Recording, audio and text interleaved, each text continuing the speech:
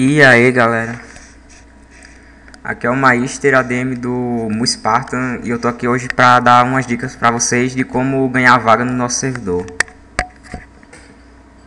Bom, primeiro eu costumo dividir as divulgações do nosso servidor em dois tipos: divulgação de Facebook e divulgação de portais.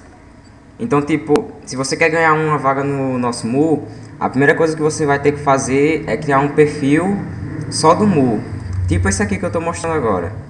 Você vai lá na nossa página, salva as fotos do Mu e começa a compartilhar com seus amigos. Você pode vir aqui também e procurar por grupos de divulgação. Aqui ó, Mu Online Divulgação de Servidores. Só você pedir para participar e começar a postar. Cada postagem que você faz, você tipo marca um dos ADMs. A gente passa o Facebook para vocês marcarem. E daí a gente vai monitorando quem é que está divulgando. Bom, e a divulgação dos portais, a gente fez aqui um portal que está lá no site do Mu. É o DV Spartan, tem alguns chats. Aqui eu já achei dois exemplos de divulgação, mas se você quiser pode alterar também, fazer o seu próprio. É só vir aqui, copiar.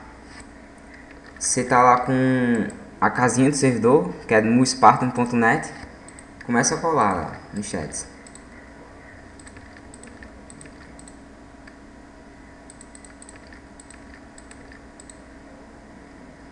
E é só ficar fazendo isso.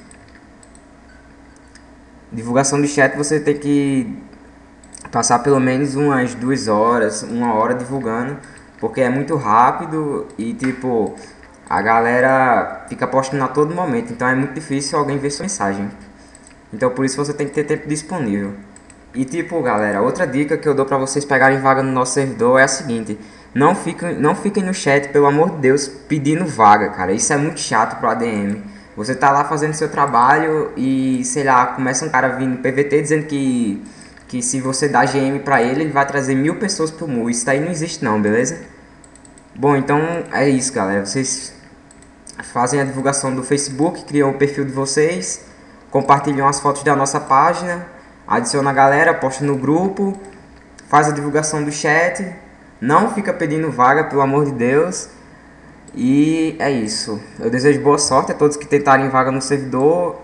E lembrando que a gente vai estar online dia 21 de dezembro, nesse sábado, às 5 horas da tarde, horário de Brasília. Valeu, galera.